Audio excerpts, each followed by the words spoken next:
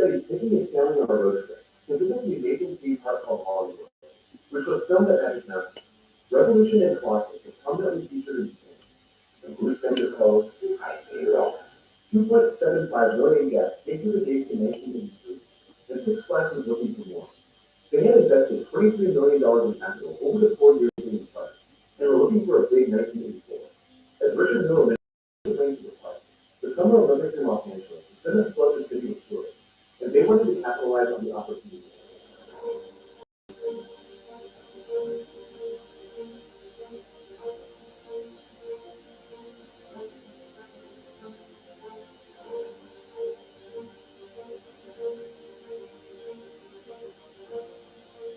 The Winter Olympics came first, held in the city of Sarajevo, in the country then known as Yugoslavia. And in May, the park debuted the Sarajevo Bobsled, a race built by the same company that brought us freefall. This trackless coaster featured sleds rolling through its bottom.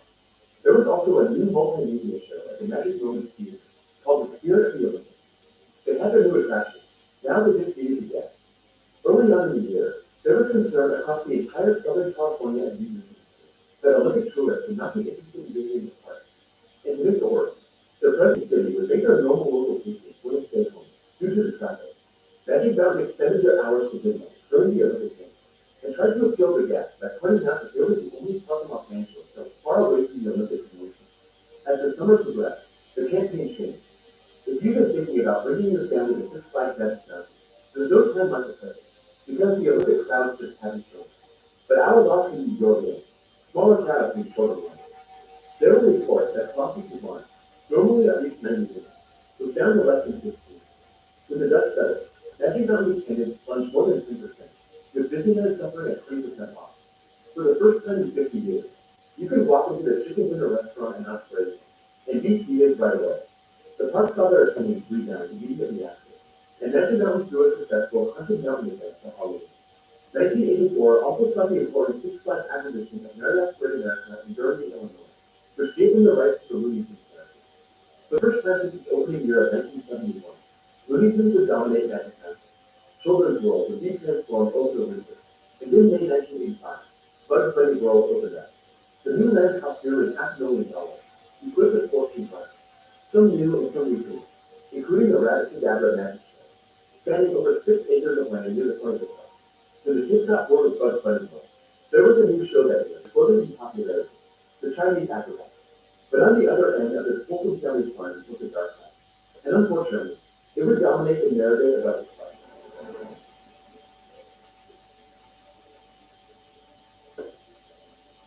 On June 22nd, 1985, in the early hours of the park's all-night school bell players, finally slowed down between two games. When it was all over, 6 people had been stabbed, 4 security guards had been assaulted, and 21 people were arrested. This incident blew up in the media, and the park went into damage control mode.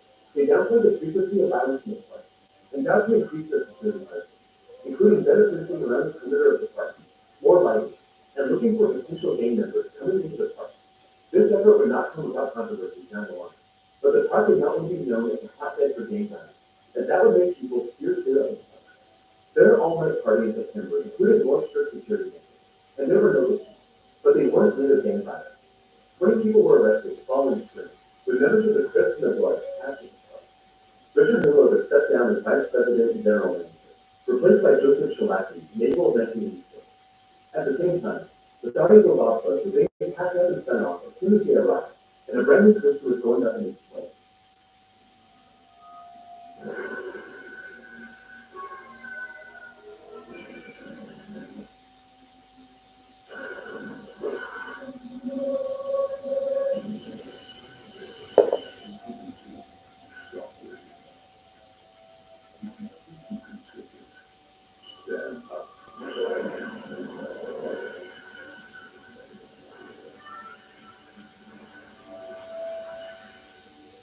Like the bobsled, this would also come from history. This being a movie coaster called Shockwave, standing 90 feet tall, maxing out at 50 miles per hour, all while riders are staying. It was the first of its kind to come from a Swiss manufacturer. While Shockwave satisfied the trophy hunters, music lovers could enjoy the Magic Music Band at Showcase Theater, and the park ruined celebrities from 60s television, with characters from Leave It to Beaver, the Brady Bunch. and the Partridge family, making it good. The park's reputation may have taken a hit, but not enough to hurt its image. The park brought in 6% more in 1986 compared to 1985, thanks to Shockwave, the Chinese acrobat, a new marketing trend that brought people from Orange County and San Diego, and the introduction of the cruiser, where guests can enjoy 2 consecutive days at the park for the price of one. The removal of Sarajevo Bobsled and the introduction of Shockwave gave guests a fresh reason to visit the park, bolstering Six Flags' new experimental plan. This was known as the Ride Location Program, where the chain would install rides on flat public land across the park, only to pick them up after a few years and send them to another park, marketing it as a brand new ride. The Sarajevo Bobsled would end up at Six Flags Over Texas in 1986, known as Avalanche. Shockwave would have the same, being removed from Magic Mountain after 3 seasons, and being moved to Six Flags Great Adventure in 1980. In April 1987, Six Flags changed hands once again. Dolly had owned the chain since 1982, but sold it to West Bay Capital for $350 million. Dolly wanted to concentrate on the casino and gaming industry, and Six Flags no longer fit in its state. The next month, Magic Mountain opened their new throwaway, one that was meant to simulate the feeling of flying at the fighter jet, just like Maverick from the new movie Top Gun. This was useful. This represented almost half a $3 million investment in the west side of the park, a 100-foot tall leaping ship that featured a stall at the top, hanging the spiders upside down. The entire back section of the park was refueled. The electric rainbow was now turbo, and Rainbow was now subway. Enterprise was renamed to Alaska. The park would also introduce a new feature park, as well as an after-hours dance club, requiring 200 extra jobs, and they were having a hard time filling the park. After Memorial Day, as the summer season ended in the year and kids were getting out of school, the park was 600 workers short of its 3,200 employee goal, causing some rising to shut down. Offering jobs at $3.50 an hour, the park had to resort to sending recruitment to local companies, as well as reaching out to retirees and housewives. The park was growing in popularity, becoming the 10th most attended park in the country by 1987, and was even used as a bargaining chip. The Santa Clarita was highly becoming a city later that year. The park continued to get big name acts, like the Charlie Daniels Band, and continued to spend big money, just like every other park in the region. Now, Universal and Disney were all pouring into more and more expensive rides. In December 1987, Magic Mountain announced a new plan, a $5.1 million facility built by Aerodynamics. This would not be the first one, but it would be the fastest. It speeds of 55 miles per hour, starting at the top of the mountain and winding its way down to just 2 Magic Mountain ended 1987 with a 1% jump in attendance, up to 2.8 million for the year. They were hoping for a big 1988, but they got more than the garden. The park's efforts to curtail game time led to what a park spokeswoman called an aggressive security posture, which included more scrutiny for guests wearing known gang identifiers. In March of 1988, the NAACP filed a discrimination lawsuit against the park after some black members of a Christian youth group were digitally assaulted at a British church. The following month, the ACLU filed suit against Magic Mountain after full agreement with mass injuries in the park because one member of the group was wearing a gang which the guard said resembled clothing favored by gangs. While the park was wrestling huge lawsuits and its security practices, the brand new coaster, Ninja, was drawing a massive crowd. But it didn't snag on October 7th, when it flew around the final curve too quickly, and the train crashed into the catwalk camera, injuring a few people, and stranded the spiders for almost half an hour. The park shut the ride down to improve the braking system in the final second. Despite this, they were record setting minutes. This was helped by a late season video, the 112-foot spinning ride called Congo, and that was open for Thanksgiving weekend. They ended the year with 3.1 million guests, a 9% increase from 1987. Investors continued to pour into the park, as Hideaway was announced in the summer of 1989. The 50-foot shoot-to-shoot water ride was new, the wettest thrill ride adventure ever seen. Soaking riders in the boat, as well as numerous standing on the exit. Hideaway represented the top sport water ride, after Montana, Dexter, and Northern Rapids. It was part of the water ride trend in Southern California, with Knott's Big Show Rapids, and Disneyland Splash Mountain debuted around the same time. Part of Hideaway's appeal was the big, spectacular splash pad. Not only was it visually appealing, but it drenched everyone, which is the whole point of the water ride.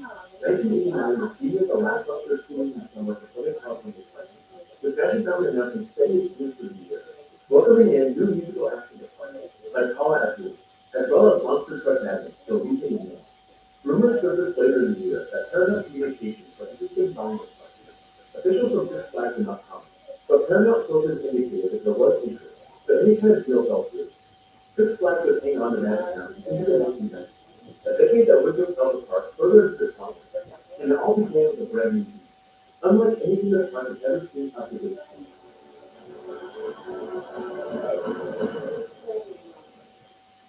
But it wouldn't be no better. Critical to note is the issue of identity. Other parks have geared their marketing to instant recognition. Disneyland has a map, and Universal led the movie. SeaWorld is jumping through, and Magic Mountain is roller coaster dot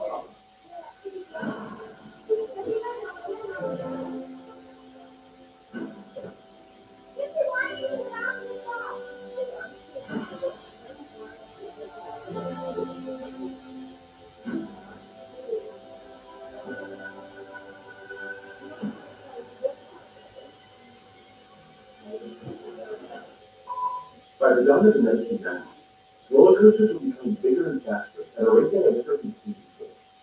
Cedar Point's Magnum XL 200 changed the game and atop its 200 foot mark in 1883. One tumor of aerodynamics, the coaster building boom has spawned a giant market in Ohio. To attract more guests, parks need to arrive at either bigger or totally different than anyone else. Magic Mountain wanted its piece of the action. In November 1989, they unveiled Viper, the world's tallest and fastest moving coaster, standing 188 feet tall, sporting the world's tallest roof at 130 feet, and tying the world record in 7 inversions. At $8 billion, it was the largest and most ambitious project in the park's history. The park had realized that this was going to be their thing. Park spokeswoman Courtney Simmons said they constantly told the audience, and they always say the reason they come out here is for the food. 67% of Magic Mountain patrons were aged 24 or under, so that's who the park had to appeal to. Simmons said, the amusement park is striving to be the coaster capital of the U.S. and to introduce the best coasters in the marketplace. This also justified the park's renewed condo after just over 1 year of operation, and they grew to their new national coaster. Viper was important to keep a step ahead of Knott's Berry Farm for the youth market, but they were also introducing a brand new moving tool, Boomerang.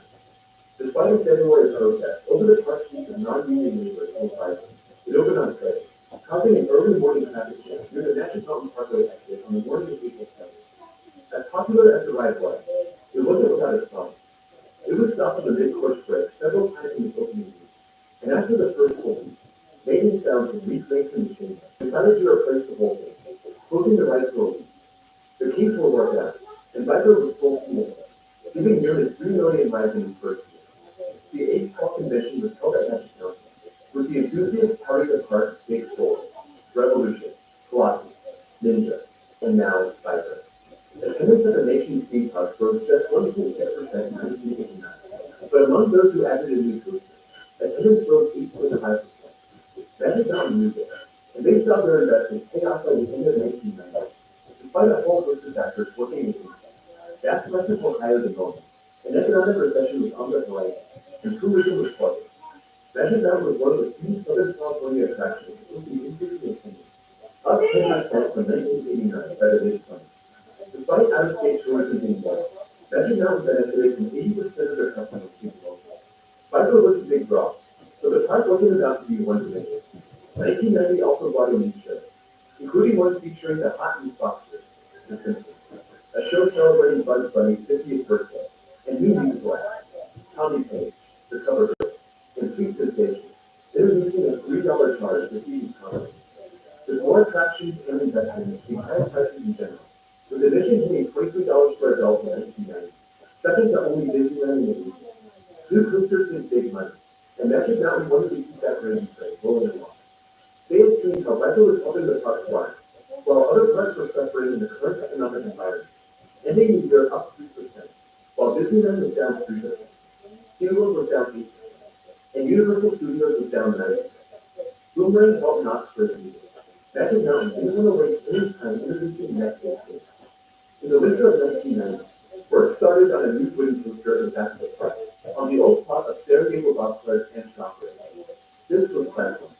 After introducing the state-of-the-art Viper, this would be a replica of the 64-year-old classic at Coney Island in Brooklyn, New York, the Cyclone. Dubbed as an unnerving, unforgiving, and unforgettable experience, and would feature a 95-foot drop, a top speed of 50 miles per hour, and come with a $5 million budget. Park President Joseph Shawaki pointed out the number of East Coast transplants in California and said they may have the history of sidewalk, and this could draw them into the park to leave their country. The economy wasn't the only concerning factor for Magic Mountain or theme park as a whole. In the early days of 1991, America was preparing for war in the Persian Gulf. Officials thought that people would be glued to their TV sets and forgo traffic and fear of terrorism. There was also the possibility of a prolonged war, causing fuel shortages, that could hurt tourism even more. The war lasted throughout the rest of January and all of February. In Southern California parks, we see a small decline in attendance. Trying to road and locate is discounted. A ceasefire was declared on February 28th, taking the edge off the most serious terror threat. But the recession remained. Cyclones opened to the public on March 23rd, right on time for spring break, and got rave reviews from former Dodgers Steve Garvey and John Johnson, calling the ride everything that Coney Island was and more. And the early season opening helped the park post a 24% first quarter increase in attendance from the prior year. But among the fanfare of a brand new hit coaster, rumors started to surface about the financial health of Six Flags. Operating 7 parks nationwide, the interest payments on its growing debt started to become a problem. In 1990, Six Flags collected $55 million in profit before interest and taxes, but owed $80.2 million in interest, posting a net loss of $25 million.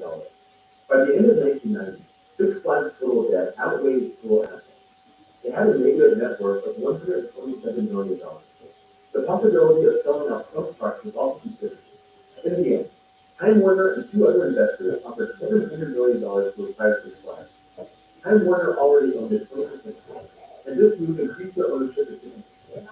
They saw this opportunity to further promote their property, namely DC Comics and the Looney Tunes series. One analyst noted, there is real appeal in the theme park business. Time Warner could merchandise websites, much like Disney uses Disneyland.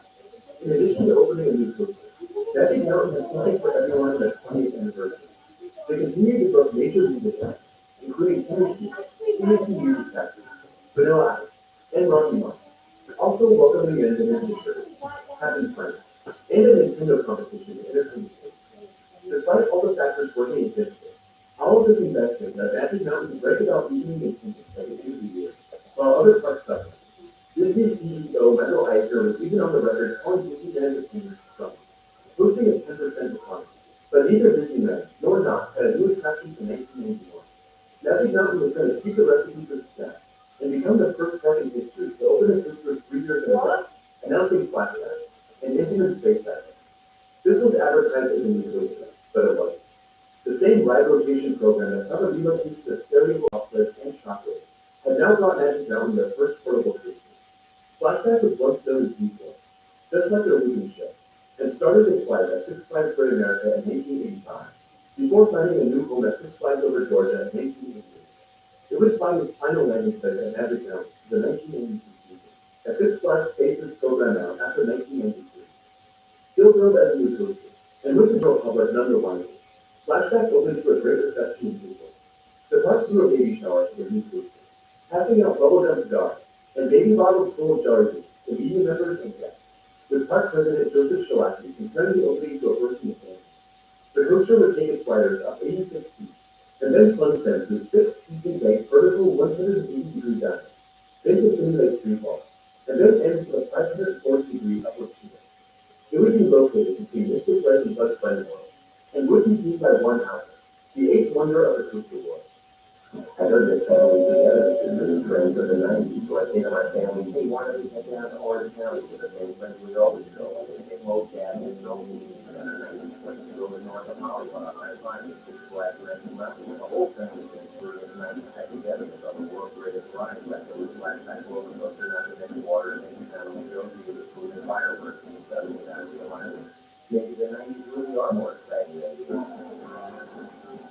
Just a month later, during the civil unrest in Los Angeles, following the rising Tea Party, Magic Mountain was forced to make a decision. Should they close or remain open? Los Angeles sports teams canceled or moved their games in fear of what would happen when the massive crowd gathered given the teachings in the city. Magic Mountain decided to remain open, drawing criticism from its employees who didn't feel safe, and other citizens thinking the park was more concerned with money than safety. Magic Mountain allowed its employees to stay home without being penalized, and shut the park down early multiple weekends to allow guests and employees to get home before Christmas. It didn't matter much anyway.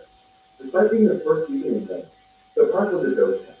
A pair of major earthquakes in mid-June also makes me feel a feeling only in Southern California. And when you add the ongoing recession into the fold, 1992 was shaping up to be a tough year. The call of the backyard show spread heavy in addition to flashbacks, they also did use the Batman special. Time Warner's first initiative to get their property into the park, capitalizing on their new film, Batman Returns, hitting theaters that summer. This would feature motorcycle and car play. The park would also debut Batman Night, a 15-minute pyrotechnic display that ended with a battle between Batman and the Joker. This was the start of an ongoing trend to theme live-out films, bolstered by Paramount's acquisition of the five Team Entertainment Company parks that same year. And now 13 of the 20 most popular parks in the US and Canada were controlled by Universal, Disney, Paramount, or Time Warner. Despite all the factors working against Magic Mountain, they did enough to attract a large crowd in 1992, ending the year with 3.2 million guests, unchanged from 1991, but 1993 wouldn't be any easier. The year kicked off with the loss of President Joseph Schillaci, who took a job at the top of Petrotrek in Texas. He was replaced by Del Holland, a 30-year veteran with the company, most recently the president of Six Flags Over Georgia. After years of drought in Southern California, spanning from 1986 through 1992, record-breaking rain pounded the region in January, hurting early season attendance. But Holland was about to be taking the problem much more seriously.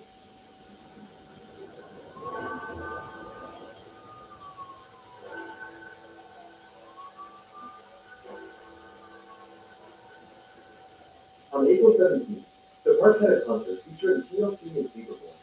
It was such a big draw that the park had a floated stage by the early afternoon.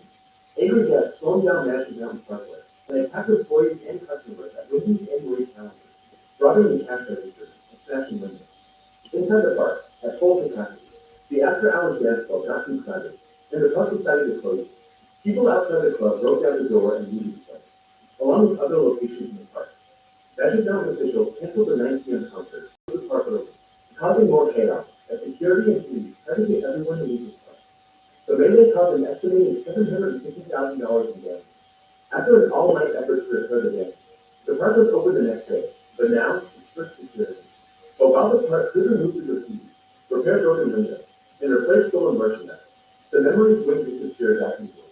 The park had worked hard to repair their image, then gain balance in the 1980s, and this highly publicized event was not a good look. Some blamed the park for overselling the concert, putting money before safety, and the local businesses were looking to Six Flags to reimburse them for their damages. The park and the county worked together on a plan to prevent a scenario like this in the future, with some even calling for the end of concerts, which had been a staple for the park's entertainment since the beginning. Del Holland issued a full-page public apology to everyone in the community, stating that the park would only book concerts that were appropriate to the entire family, and how this was an isolated incident. The park never having this issue with concerts or large crowds in the past. In the summer, Colossus's trains would bump into each other in the station, sending 9 people to the hospital. This brought back memories of a 1990 incident on Tidal, where boats bumped into each other in the station, injuring seven. Magic Mountain may have been dealt a tough hand, but they had the goods to turn 1993 to their favor. The big project was a brand new area in the park, designed to resemble Yosemite National Park. This was the High Sierra Territory. The standout attraction was Yosemite Sam Sierra Falls, a raft waterfall, but the area would be defined by the world's largest man-made tree, a 360-foot life-size giant sequoia dominating the skyline. There would also be a new show, the very popular Chinese Acrobat, along with a sports festival that included appearances from players from Pro LA teams and the Dennis the Menace screenplay, which gave audience members the chance to recreate the movie scene. 1993 would also be the first year of Fresh Fest, the park's new Halloween event. In the end, 1993 was a record-breaking year for the park, increasing attendance by 3%. While not and Disneyland saw it being strong, Time Warner also decided to invest $70 million to buy the other 50% of Six Flags that didn't already own, and then make their presence felt at Magic Mountain more than ever before.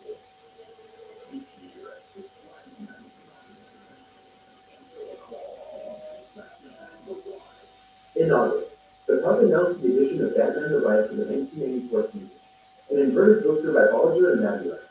This would be the same exact model that Six Flags had installed at Six Flags Great America in 1992 and Six Flags Great Adventure in 1993. And something similar had landed on the West Coast that same year at Paramount's Great America.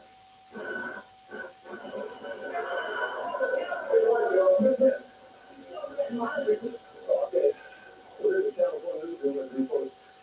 There's no surprise. The report this morning said it was a major earthquake. But I was trying to get some guys some more information, trying to figure out where this happened center. In the early morning of January 17, 1994, a powerful 6.7 magnitude earthquake shook Southern California. The earthquake claimed the lives of 57 people and caused tens of billions of dollars in damage, including the Newhall Pass that connected the San Fernando Valley, the Antelope Valley, and the Santa Clarita Valley. The closure of this major interchange caused a bottleneck on alternative routes, causing less people to travel over the next several months before it could be repaired. The park reported no visible damage in the aftermath of the quake, but later on there discovered problems with people's plans, opting to permanently close the ride instead of fixing it. Many people also believe the earthquake caused damage to cyclists, and this made a wooden booster rubber and aged forward. Magic Mountain would still have to close the park because the water supply was settled and wouldn't be able to reopen until February 5th. Donating their admission proceeds from that weekend to the American Red Cross. Attendance may have been lighter than normal in those weeks following the park's reopening, but they were gearing up for a huge summer with that in the run. And the opening of the brand new Gotham City area of the park, the largest project in the park's history. The subway and turbo were renamed Acme Adams Factory and Golden Deer Works to fit the theme, while the park of the bridge farewell to Newport used its land to new food. The whole area was like entering a new reality, the brand new city of Gotham. Batman's Cube was designed to simulate the entrance to Gotham Park, where everything is beautiful. But as you walk deeper into the cube, you run into the Gotham Public Works Plaza, and in order to escape, you need to walk through a giant pipe to get to the bathroom, where you board your cruiser. Batman the Ride is a huge hit, as the novelty of going upside down while under the track sparked curiosity of people all over Southern California. Unfortunately for the park, this included gangs. In April, there was a shooting and a stabbing outside the park, and security had to deal with coordinated gang efforts to vandalize and loot the park. Magic Mountain found themselves on the defensive from an anti-gang task force, accusing them of failing to make the park more family-oriented, as they promised after the incident to their pride. The park pointed out their efforts to unite and treat the members of gangs and abandon them, increase security inside the park, paying LA County Sheriff's deputies to be stationed at the park on the weekends, and hiring gang experts to screen people at the entrance. The park did reject the idea and fell on metal detectors, citing that it would take too much time to get everyone through it.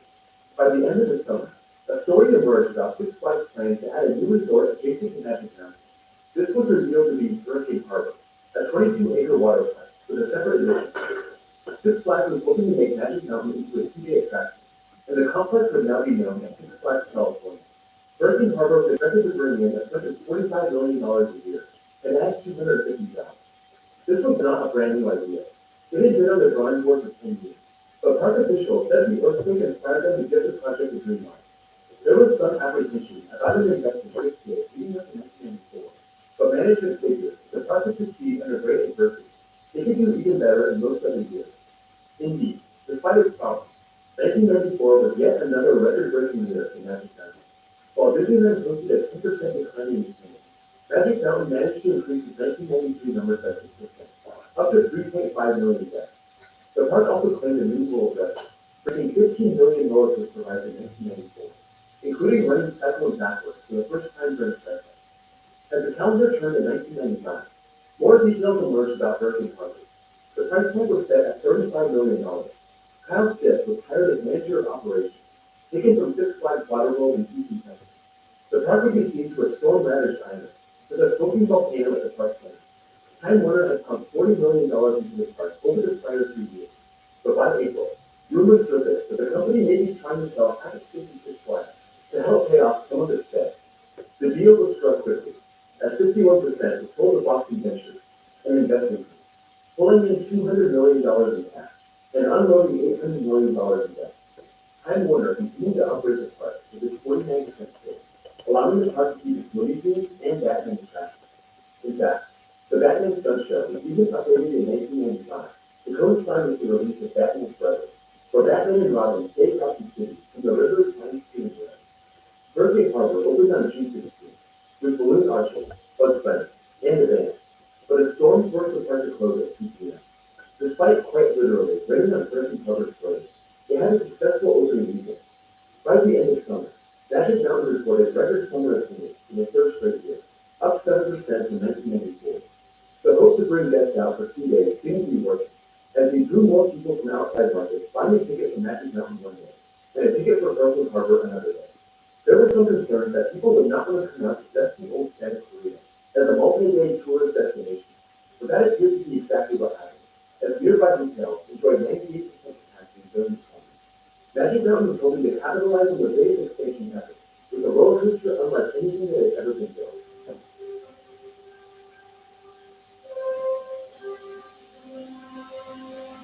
In the first week of 1996, the park announced Superman the Escape, the world's first 100-mile-per-hour coaster, set to open in the spring, and using the land formerly occupied by the recently departed People's Park. The ride would make use of electromagnetic catapults to achieve the launch, a technology never used before on a coaster. After reaching the 100-mile-per-hour mark, it would climb a 415-foot tower before returning to the station. Paul Rubin, North American editor of Park World magazine, said, "The roller coaster arms race has been itching sideways, but this is a quantum leap over anything else that's out there. The linear induction motors used on the ride are the same as the Navy was studying to launch jets off aircraft carriers. At the peak of the tower, all the way back to the ground, riders would experience 6.5 feet per second. This would also be the first time the park would utilize the internet for a marketing campaign, setting up a website to follow the ride's instructions with updates twice a month. Park spokesperson Palmer Moody said, "The reason for going on the web is you're reaching millions of people. People go on the web to look for vacation sites, and specifically theme parks. I think the net offers all sorts of interesting opportunities for theme parks and guests. But the internet played an unintended role in Superman's construction, and that was gospel. Superman's original June 1st launch date was scrapped, and this was due to a delay in season of park, putting the testing behind schedule. The park was hoping for a mid-June opening, but by mid-June, the ride was only reaching speeds of 50 to 70 miles per hour. The media was already touting the ride as a threat to the park. By the end of July, Superman was hitting speeds of 89 miles per hour, and the park no longer wanted to give a projected opening date. They chalked up the delay to the rising of prototype and asked for patience, but the message boards online were buzzing with speculation, including the speed being too much for the ride vehicle, with parts starting to burn, or that the park could only hit 60 miles per hour because there was a problem with the drive, or even that launching it at full speed would stand off the top of the tower. Others were more critical, saying the park should have anticipated delays and gotten started early, calling it Superman the mistake. At the end of September, the park was waiting for more parks to arrive. By the end of November, the park invited season pass holders to ride Superman, still not hitting the 100 miles per hour mark, but maxing out at 90 to 95 miles per hour. It was the end of a disappointing year that included the tragedy of another park employee being killed on the job, with a ride operator on Revolution looking for the moving train in the station. The one bright spot was the opening of that day, the park sky coaster, an upcharge attraction that stimulated bungee jumping. The park managed to match its 1995 appraisal and was looking forward to a better year in 1997. The first move was to expand Hurricane Harbor, doubling its number of slides from its opening year 2 years prior. The highlight being Black Snake Summit, a 75-foot tower with 5 slides stretching out, including the near vertical bend zone. On February 22nd, Magic Mountain got final approval from county safety officials to open Superman, finally hitting that elusive 100 mile per hour mark. Riders walk into Superman's Fortress of Solitude, into a dark and narrow corridor, before arriving in the station, boarding the 14-person car before being blasted out, taking 7 seconds to reach that top speed, the speed that had been the reason the ride was delayed by 9.5 months. In the face of an industry-wide opinion storm, Magic Mountain boasted what they called solid numbers. Experts figured the numbers were bound to level off after several straight years of litigation, including Disneyland, Indiana Jones, and Universal's Jurassic Park ride. But the Southern California theme park market was about to get much more competitive, as the family-owned Knott's Berry Farm was sold to Six Flags main competitor, Cedar Fair. And the new 325-foot drop tower was set to debut in 1998, with a massive new wooden feature to follow. Magic Mountain was not about to be left on the sideline. I did not know. During the first week of the year, the park unveiled the Rivers Event, a 156-foot tall, 65 miles per hour, 6-inversion stand-up coaster. This was the grown-up version of Shockwave, as the PR manager put it, which departed the park almost a decade earlier. It would be a custom-designed model with over 4,000 feet of track, with its layout wrapping around and over freefall. While Rivers track was going vertical, Time Warner decided to vacate the theme park industry and focus on its core entertainment media assets. It made a deal, along with its investment partner, Boston Ventures, to sell the Six Flags chain and its 12 parks to Premier Parks Incorporated for $1.9 billion. Premier would also gain exclusive theme park rights to the lead theme characters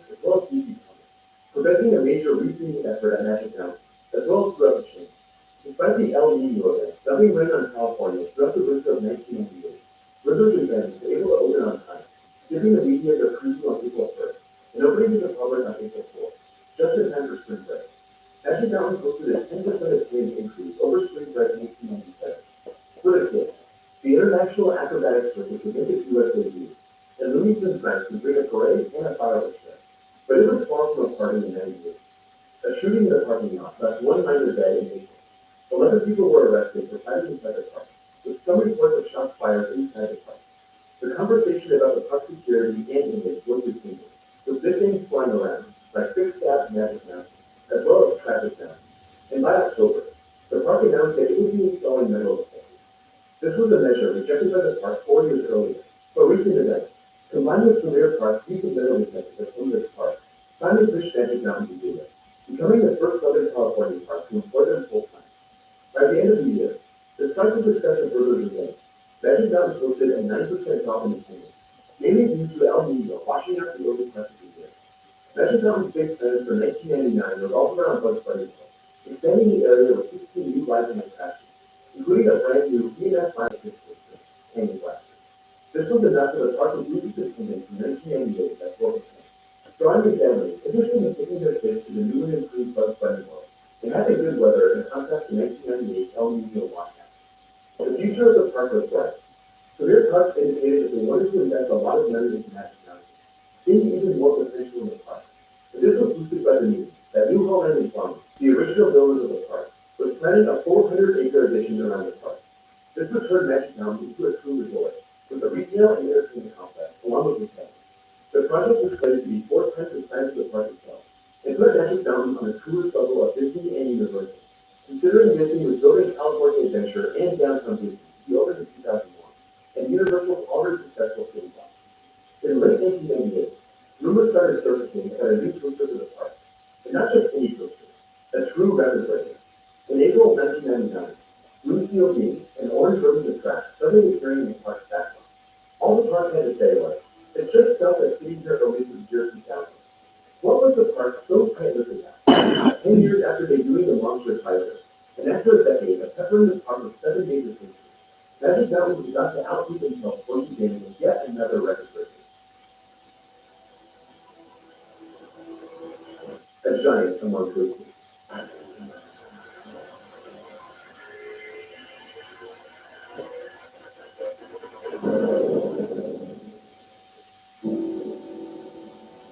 Roller coasters appeal to the American spirit, the same spirit that settled the continent, animates the search for an ever more thrilling ride.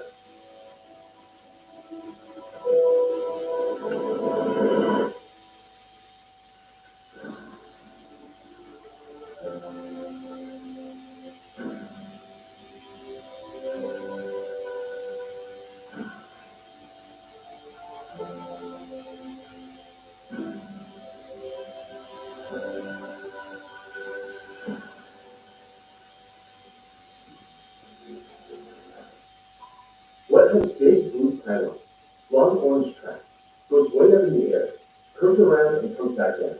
That's what everyone was asking in the fall of 1999. Six Flags hadn't announced any of their new for 2000 coasters yet, and there was some speculation that this history making coaster would be in the 270 to 320 foot range. Cedar Point was already touting their new for 2000 coaster, Millennium Force, as the world's tallest coaster, disregarding Superman's 415-foot tower, deepening the rivalry between the two.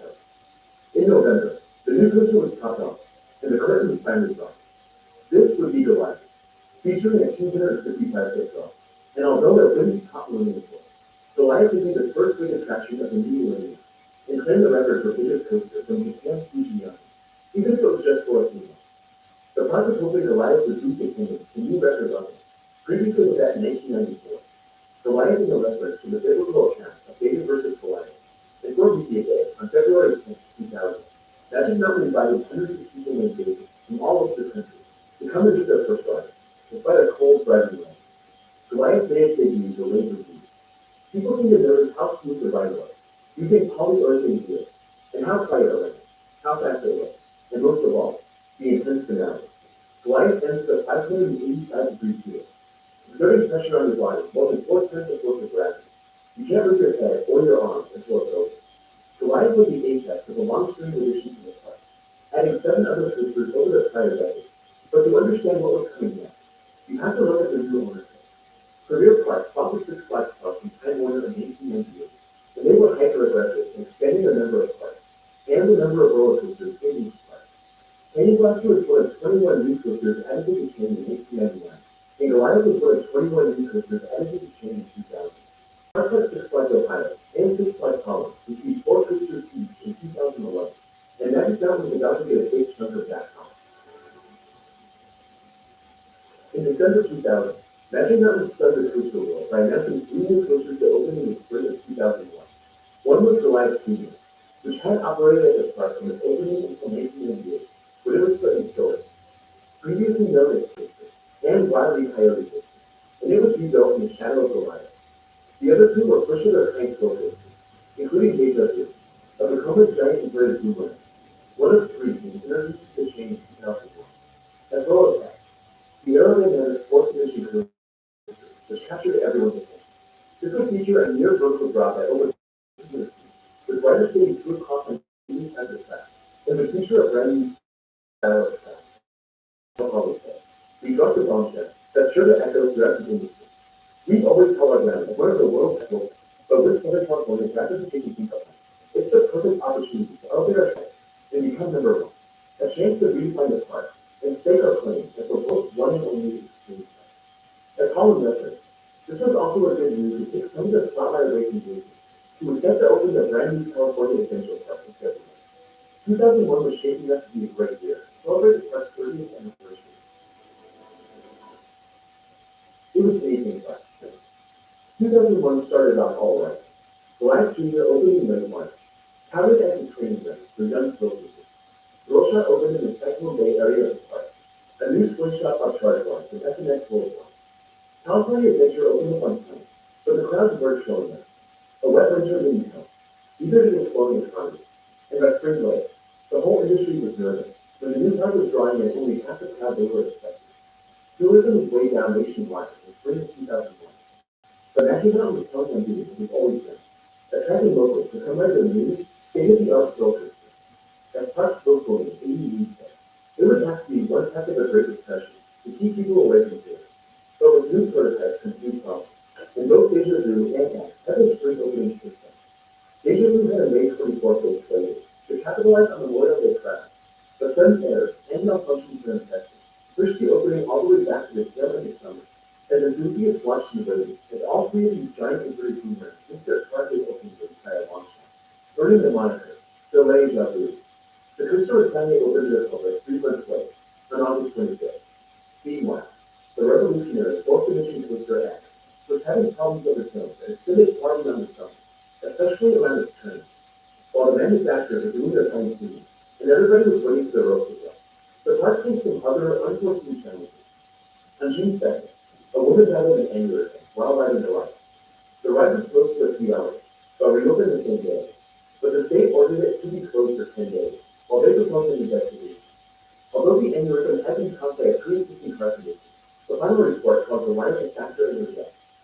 The incident fed into the ongoing conversation about theme park safety, as the manufacturers were coming up with crazy new ideas and more intense forces, and as parks were stacking them up as fast as they could produce them, such as the 2 new extreme coasters under construction at Magic Mountain. The effect of these rides on the human body was under a microscope, led by Massachusetts Representative Ed Markey. To make things worse, the park was hit by a class action lawsuit filed on behalf of guests who were turned away as part of their efforts to curtail game activity. And then 2 more lawsuits were standing released later in the summer, both claiming discrimination at the end.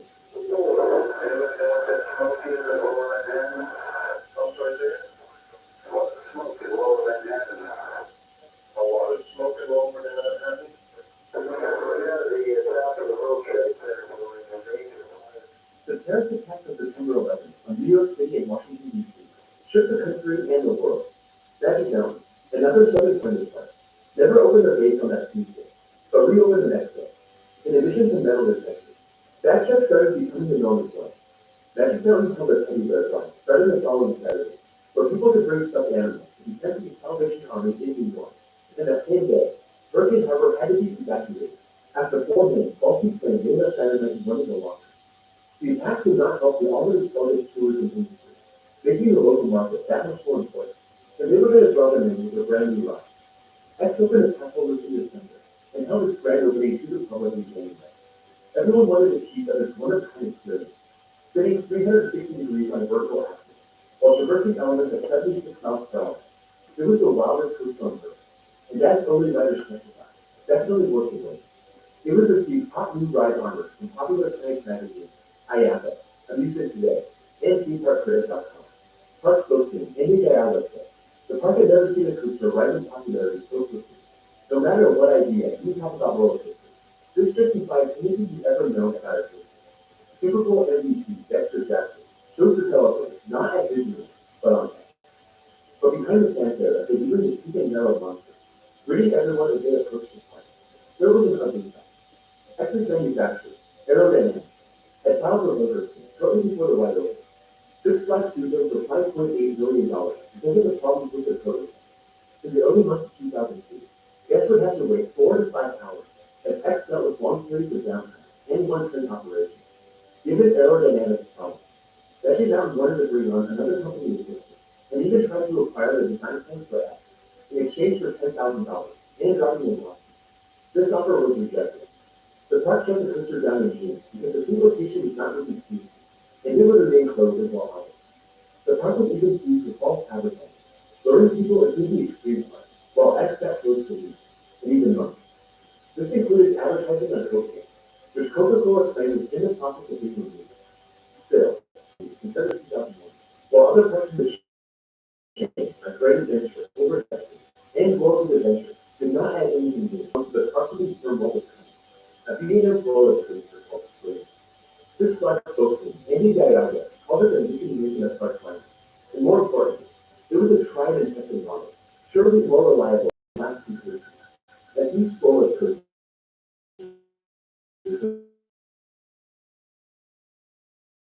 showing that roller, these reports help combat the attempt to federal regulations on theme parks. At New Jersey Six Flags Great Adventure, located in the parking lot behind Colossus, but wasn't enough to run claims in 2002, as most parks nationwide saw their attendance slip.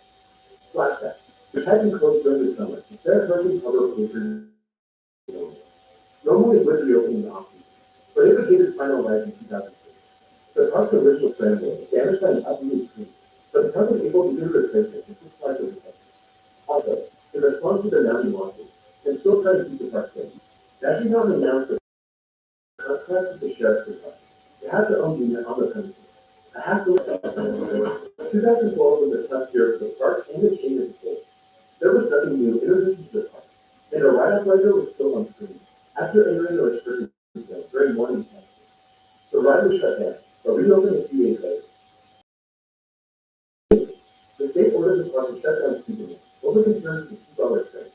This was the same design that found on Paris Oakwood Greenpoint Road, and Superman writers feel writers fall to their deaths in recent accidents. Not Prairie Farms was still received the same order. Magic Mountain announced that they would keep the ride closed until the last parking bypass. The 400-acre expansion, which by Utah Land and Farm 5 years earlier, never materialized, which would have been a big boon to the park and the economy. Rumblings from the top were going louder, as Six Flags students and revenues down, 7% hit through the first half of 2004. The massive version was Korea, and sold Astro World for about half of what was ESPN's young TV program, Mark Shapiro. His vision of bringing Six Flags to the Veterans Fair revolved around making the park a Flags had a reputation of attracting teenagers to rent the biggest and best thrill rides, but that meant very little cash flow and security costs. By the time Shapiro came to power, one of fire is the longest, tallest, fastest roller coaster on the planet. This will be a massive, expensive medium flying coaster, rising 170 feet off the ground, before performing a series of acrobatic elements, all while the rider stays down, finishing off with an intense top speed of 62 miles per hour.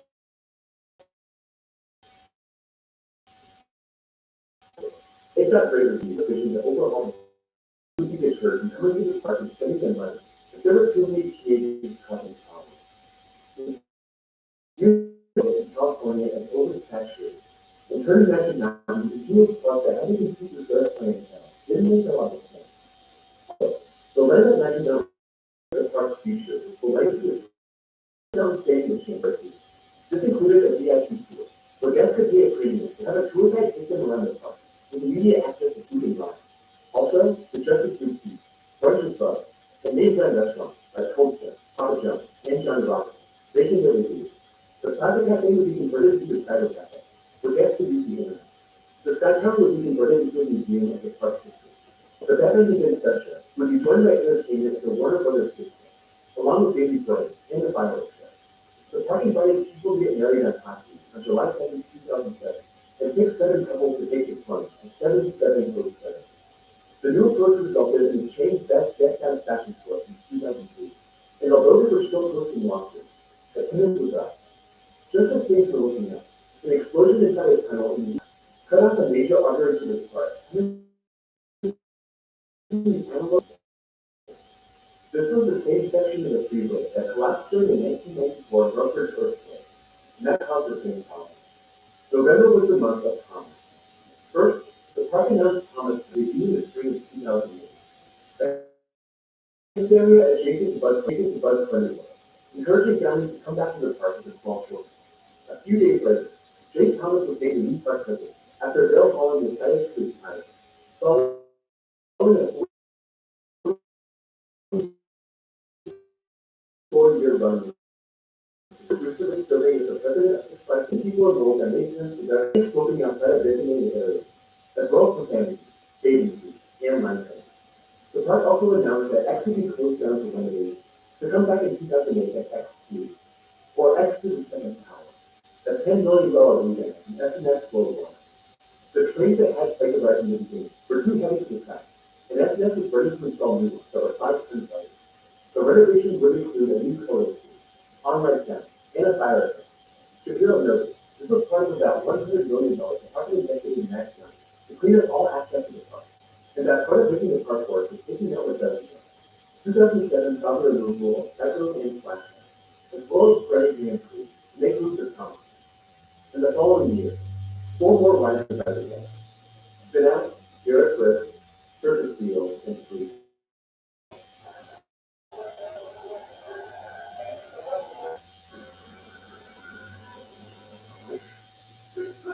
Offering a smoother ride, and a soundtrack going up the whistle and throughout the course, including a range from Metallica to Frank Sinatra.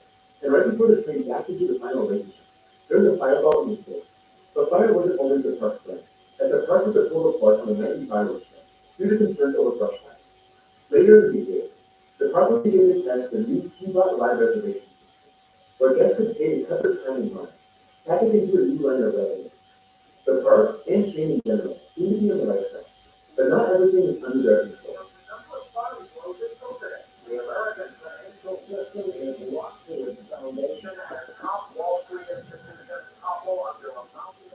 The credit markets were in a gradual meltdown starting in 2007, and it reached the apex in late summer. The economy was in a recession heading into 2009. So Disney cut 1,900 jobs. In anticipation of the downturn in business, due to making cuts. Hoping the bad economy wouldn't hurt the regional park as much as the destination.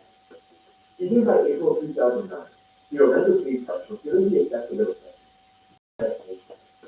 Even by April 2009, the Orlando theme parks were feeling the effects of the recession. Six Flags was warned right in 2008 that its stock value was too low to be listed on the New York Stock Exchange, and with consumer spending down, and the newfound difficulty with accessing credit facilities, Six Flags was in a dire condition. Its credit rating was downgraded by Moody's, and its stock sunk down to 19 cents per share. Six Flags had an August 15, 2008 deadline to pay nearly $300 million for first shareholders, and it was becoming clear it wouldn't be able to do it. The New York Stock Exchange delisted Six Flags stock in April of 2009. What happened here?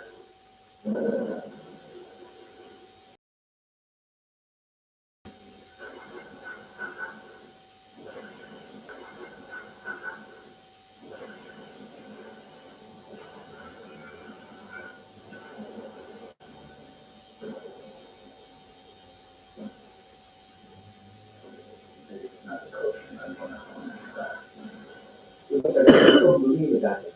The company viewed a brand new coaster on Memorial Day. Terminator celebration was live. In conjunction with the new Terminator film, 3 theaters that summer. This is a GCI coaster, standing on the plot of the recently departed Skytrain, sporting a host of popular themes, including an entire storyline of the key before boarding the coaster, equipped with on-ride sound, and featuring a station flyby and fire effect. About 3 weeks after the grand opening, Six Flags officially filed for Chapter 11 bankruptcy protection, looking to shed $1.8 billion and $2.4 billion. Jay Thomas and other park spokespeople assured the public this was just a back-of-the-house issue, and there would be no effect on the day-to-day operations of the park. In a letter to the editor of a local newspaper, The Signal, Thomas said the mission to turn the park around is working, and the park will continue to improve despite the bankruptcy. We're still hiring staff, adding days, expanding hours, launching new shows, giving you and your family more dining options, and bringing you our summer concert series, all without raising admission prices. Magic Mountain will continue to be the safe, fun escape from the ordinary that generations of families have always enjoyed. It will continue to be the place where imaginations run wild and lifelong memories are created. I'd like to thank all of you, our staff, our local community, and especially our guests for making Six Flags more fun than ever. Yeah. Jay Thomas was right. The park did march on, but it wouldn't be the same. It's not just these Six Flags visitors screaming these days. Investors are making some noise after the company ran into serious cash flow trouble. Big brand, everybody knows this, and there's some big names involved here as well. How about Daniel Snyder, who's on the Washington Redskins? How about Bill Gates? These guys put in a lot of money into Six Flags a few years ago, and now they have lost it all. Now, Six Flags are filing for bankruptcy. Over the weekend, a company reporting a debt of over $2 billion. Despite the fact that Six Flags had more than 45 million visitors last year. So what the hell happened? So what the hell happened?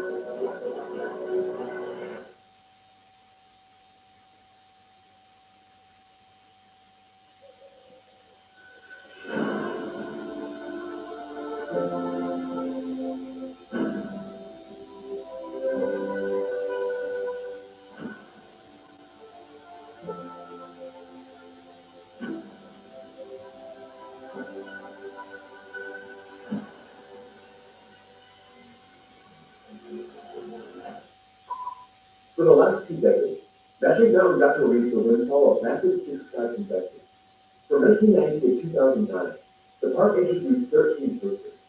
You could start to see the wheels falling off the turn, heading into the mid-2000s. And despite a drastic effort to save the chain starting in 2005, the economic mid-2000s, and despite a drastic effort to save the chain starting in 2005, the economic crash of 2008 was a death blow. Six Flags filed for bankruptcy in June 2009 and emerged from bankruptcy nearly a year later.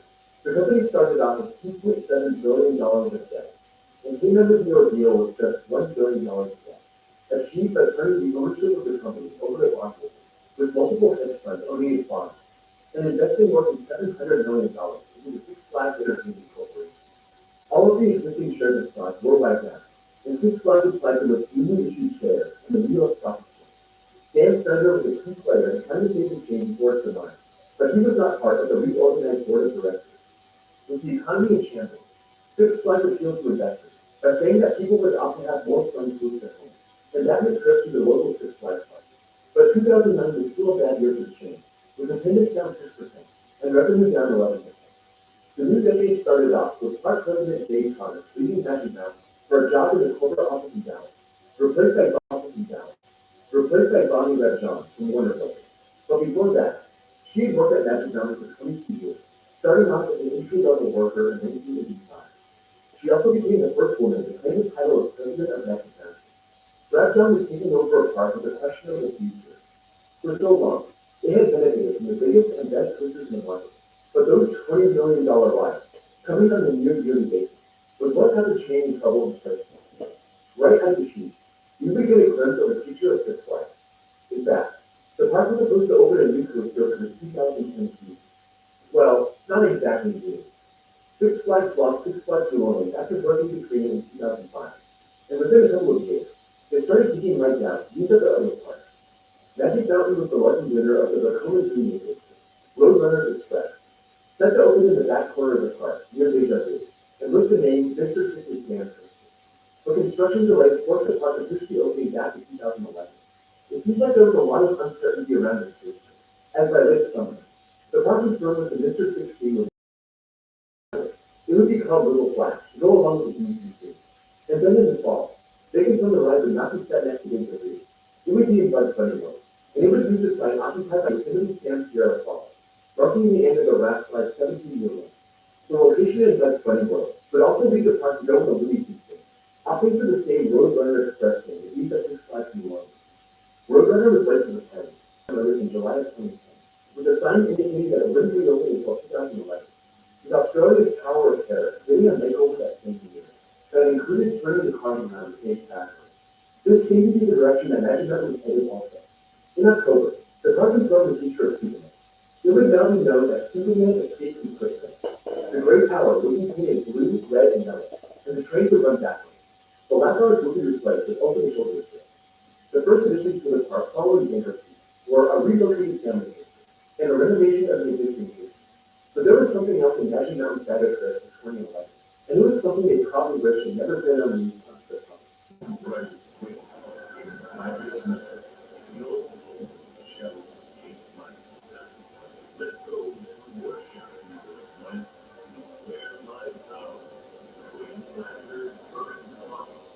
On the small plot of land between Daffodil Ride and Highway, on the former spot of the Superstar, Reactor, a very compact, intimate leaf coaster would emerge.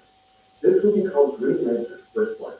Its opening coincided with the Ryan Reynolds Green Lantern film, in theaters that summer. This was the intimate Zaxxon model, with 3 other installations in Europe, but this was the first one to come to America. Its spring opening date would be delayed through May, into June, and finally would open on July 1st. Standing 105 feet tall, and covering 810 feet of track, riders extinct breathing 110 feet of track. Riders extinct breathing on a vertical axis, going both forward and backward. But as mechanics quickly found out, the ride had a weird course, where the train would come back to the station upside down. Extra weight was added to the train, and the spinning was reduced to help solve the problem, but it made the ride's forces uncomfortable, and the ride's popularity started to suffer. Green Lantern was the main attraction in the brand new DC universe, a total renovation of the old Gotham City area, with bright and vibrant colors that contrasted the drab and grimy feel of Gotham City. Grinder's Universe was rethemed to Wonder Woman, and Anastasia was rethemed to the Flash. Green Lantern marked the park's 18th coaster, overtaking Cedar Point for the most coasters in any park in the world, but that wouldn't last long. Early in the year, rumors started circulating about the possibility of Deja Vu being removed and sent to Six Flags Movie. In October, that rumor was confirmed to be true. It didn't seem to make a whole lot of sense for the park to give up their coaster record voluntarily. But this wasn't the Six Flags of old. This was post-bankruptcy Six Flags. They were looking to pieces around the chain, maximize the value. This included keeping Iron Wolf out of Great America and giving it to Six Flags America. Raging Cajun making the same track a couple years later, and Pandemonium moving from Discovery Kingdom in Mexico. Deja Vu at Magic Mountain was only 10 years old, but it was the only one of the original 3 that still remained in the chain. Its maintenance and capacity issues became a problem, and it seems like Six Flags wanted to get into a park with less footsteps, and also to get into a park that could use it more than Magic Mountain. The chain as a whole started getting its license deals by 2011, sticking to Looney Tunes and DC Comics properties, but otherwise going more generic themes. This affected Magic Mountain, when Terminator Salvation Divide turned into Apocalypse, and Thomastown turned into Whistlestop Park. 2011 may have been the park's 40th anniversary celebration, but it was also the year that we had to say goodbye to 2 of the park's originals. One was the Metro, the monorail that had been standing idle for 10 years up to that point, but it was finally to be removed from the park. There are still pieces of the Metro standing to this day, generally out of the view of the public, easily visible if you know where to look. The other ride that did farewell was the beloved Lodge Jam. On October 31st, 2011, allowed to make its final splash. Without any official warning from the park, Lodge Jammer's closure was a surprise to a lot of park holders. The Metro and Lodge Jammer simultaneously moved from no coincidence. The park was covered in the rain for something unique from no coincidence. The park was covered in the rain for something big in 2015. But in the meantime, the park was not about to leave its death empty canvas for 2012 season. In September 20, but in the meantime, the park was not about to leave its death empty canvas for 2012 season. In September 2011, the park unveiled the world's tallest drop tower, Lex Luthor Dropping Cube. Built by Anthony, Doing this means that with very own 415 foot Superman count, the Coast Riders got either side, dropping them 400 feet and getting speeds of 85 miles per hour. With the right coming to a gradual stop with Atlantic Coast. The park ended a very busy 2011 with 2.7 million guests, a 3.8% increase in 2010. Magic Mountain continued their exodus of older or problematic 2012, as they removed drill shot in February. The SNX Slingshot hadn't operated since 2009 because of maintenance, but they were eager to reveal the next big project. And in March, the park revealed a one-of-a-kind roller coaster. Full Throttle would feature the world's tallest peak at 160 feet, two launches. As the right finale, with a near vertical drop off the top of that record-breaking peak. It would be located on the site of Lodge Dam, draining all the water from the area, and a complete overhaul of part of the park. The restaurant in the front, once the Chicken Plantation, then Justin Street Food, then Johnny Rocket, then What's the Fry, was removed in favor of Full Throttle Feature, as well as a new stage for live music. The old arcade would be overhauled and turned into a shop and two restaurants. Full Throttle would start right next to the Lodge Dam station, over top on top of the mountain, over Superman's farm, and go into a dive drop into the tunnel that was once used as one of Metro's stations. A reverse LSM launch would take riders back up the dive drop before boosting the train to its top speed of 70 miles per hour, and then diving out the speed of 70 miles per hour, and then diving out the wings and into the ground. As for the team, it was all about living life in full. As Tim Burkhart said, everyone thinks they live their life full throttle. It doesn't matter if you're 8 years old and riding a skateboard, or 80 years old and watching someone ride a skateboard. The newly renovated Superman Escape from Krypton helped into the park's newest ride, having to be closed for the construction of West Tuesday, which even required a helicopter to install pieces at the highest point, and then closed again, and crews needed to work on Full Throttle section of track over the farm. But from the park standpoint, it was worth it, as Full Throttle ushered in the modern look of the 20th park, instantly becoming the park's most popular ride when it opened on June 22nd, 2013. This would also be the year that Six Flags would unveil the dining hall, where guests could pay one price for the year and get 2 meals at each visit, with lunch in the first half of the day and dinner in the second. Six Flags had to deal with a horrifying incident on July 19th, as a woman was ejected and killed on the New Texas side at Six Flags Riverside. The issue was a restraint that was not properly brought. 20 killed on the New Texas side at Six Flags Riverside. The issue was a restraint that was not properly brought, pointing out the need for an additional restraint mechanism, seatbelt. Magic Mountain would add seatbelts to Full Throttle and Goliath, restraint mechanism, seatbelt. Magic Mountain would add seatbelts to Full Throttle and Goliath later in the year. 2013 also saw the demise of the world's largest man-made tree, the giant sequoia that served as the entrance of Bud's Running Forest. This had been installed with the High Sierra Territory, that entrance of Bud's Running Forest. This had been installed with the High Sierra Territory back in 1992. This was part of yet another renovation of the Keith area of the park, set to open in 2014, featuring a brand new kids racer. This would be Speedy Gonzalez Hot Rod Racer, a Centella Gravity Racer, replacing Foghorn Leghorn Barnyard Railway, as well as Trees Escape, which would be moved next to Roadrunner Express. The removal of the tree also saw the removal of Rooster's Bar, the main full-service restaurant in the park. This was converted into the Full Throttle Sports Bar, fitting the theme of the adjacent Full Throttle plaza, and part of a recent trend to bring alcohol back to certain areas of the park. Even though concerts were discontinued at the park for years, American Idol winner Scotty McCurdy performed at the July 4th Fest, sponsored by Coca-Cola, where on the July 4th weekend, you could get into the park an hour early with a can of Coke, and enjoy early ride time on a few coasters, as well as games, a party at the Full Throttle Plaza, and fireworks. This was when the park introduced biometric scanning, verifying your path, not based on your history, but based on your fingerprints. This would be a more secure, albeit slow, method to admit people to the park. At Magic Mountain, and across the light and dirty places backwards, growing in the time. This was a no-cost deal to give its guests something new to experience. 2014 had its problems also. Right after the July 4th Fest, Green Lantern closed after a death of one of their sister coaches in Spain. A teenager was killed when his harness flew over. This was at Terra on a ride called Insulin. An inspection was done on the restraint to make sure that this could never happen on Green Lantern. On the same day of this incident, a tree fell on Lee's track and caused the front car to derail, stalling the ride. The scene and rescued 22 riders after they stuck for about 2 hours. 2 people in the front car immediately go to the hospital, but nobody else reported injury. The ride was being inspected by Cal O'Shea, and reopened 12 days later, with a lot of the trees surrounding the ride being cut down to avoid a repeat. This was also around the time that Sky Tower being slash by Delta, forced to be closed by the state due to a revenue shortage. In order to reopen, the ride would need a multi-million-dollar upgrade to the elevator to bring it up to code as it would be, and the park did not pursue a portion of the money for that project. But there was one more major announcement in 2014, one that was an emotional death punch for the park's long-term plan. No thrill ride, thrill seekers are flocking to Six Flags Magic Mountain Story Chairs to ride the Colossus roller coaster. One last word is out. This is it for Colossus. On June 3rd, 2014, Magic Mountain announced that Colossus will be closing in the August.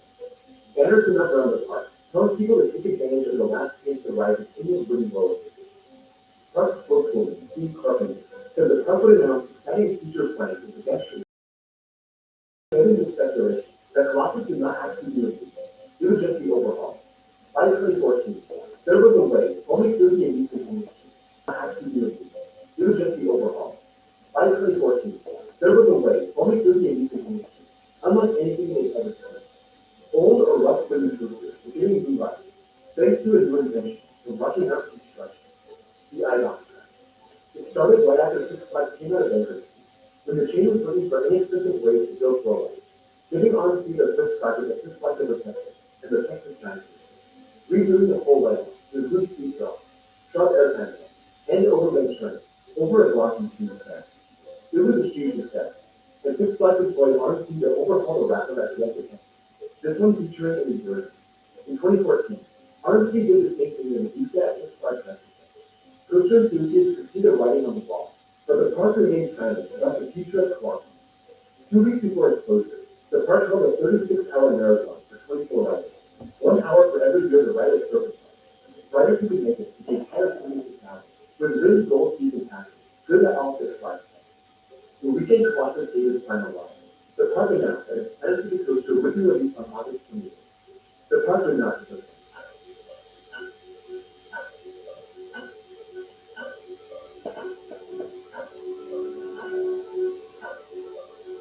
With the Colossus would keep the iconic white rim structure of the original, as well as the dual track. There would now be a Mobius loop coaster, using just one station, but having the train traverse both sides. One blue track, one green track, making it the longest hybrid coaster in the world, with nearly 5,000 feet tall. RMC would sync up the elements, so the train would have several different interactions. Work got started on the conversion right away, and the project got some national attention, when a welder set fire to the peak of the lift hill on September 9th, causing an impressive blaze that lasted 38 minutes, collapsing a large chunk of the coaster at the top, but causing no other damage to the structure. The park voiced their confidence that its May 2015 opening date was still on track. In fact, the construction manager said the fire was a good thing. As he described it, he had a decontamination issue that went up in smoke. Magic Mountain was wrapped up 2014 with the first ever holiday in the park event, decking the park with more than 1 million lights, falling snow, light show, carols, crafts, holiday trees, and a chance for kids to meet Santa and Mrs. Claus. This would become an extremely popular event for the park throughout the year, on the level of Fred. It would give the entire area the Facebook name. The Colossus County Fair section is an offshoot of the main half of the park, and with the old Colossus and Scream being the main attraction, it didn't get a lot of foot this was now known as the Steampunk District, with a steampunk theme. The Magic Moments Theater would now be the Zeroworks Theater. Ben and Jerry's would now be Twisted Wishes, and Scream would be a brand new theme house, with solid blue tracks and orange support. Twisted Colossus would open right on schedule, on Memorial Day weekend, drawing in massive crowds and receiving a huge ovation from just about everyone, many of whom were getting their first taste of a hybrid twist. But 2015 was all about the thrill, and in addition to Scream District as a new area of the park. Magic Mountain focused on another section of the park in 2016, the entry plaza. The restaurants and retail shops were recreated. The entry plaza. The restaurants and retail shops were recreated. Cyber Cafe was converted back to the Plaza Cafe. As smartphones gave the allure of logging online opportunities, so the park would start offering free Wi-Fi throughout the park. The Orient Express, an original ride from 1971, which would take riders to the top of the hill, would now be known as the Hopeful Honda Express, and was given a fresh detail. This was Honda Express, and was given a fresh detail. This wasn't the first time the park gave a ride after its launch, as Jetstream was renamed Aero Splashdown between 2001 and 2006. So why focus on the entry plaza in 2016? Because the headline initiative this year was a new revolution. The first coaster that guests This was a complete refurbishment of Myrtle Beach.